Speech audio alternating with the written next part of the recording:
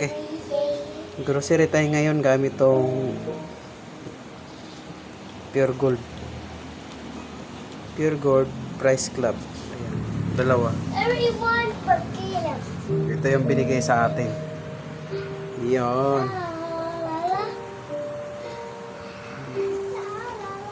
Yan o. Ito yung pangbabayad natin sa Pure Gold. Diba? Gift certificate. Ang galing ah. 1,000?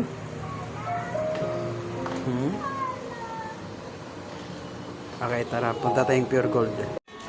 Kaya yan na, nabili natin. Sobra 1,000 na ata to. Ibabayad natin yung ano. I don't Gift. know, but Gift no, check. no. Okay. Tingnan natin kung ano ba siya.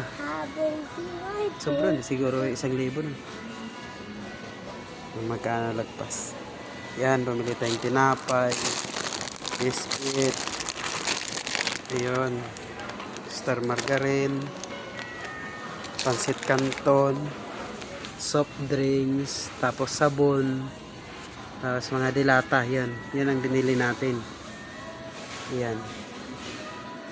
Tingnan natin kung ano, magkano yung, baka mag-abono pa tayo. Ayos lang, basta maubos lang yung 1,000.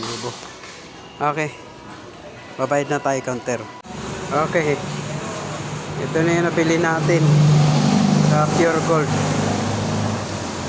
Sumubra tayo ng 743 sa 1,000 na ano natin, gift check.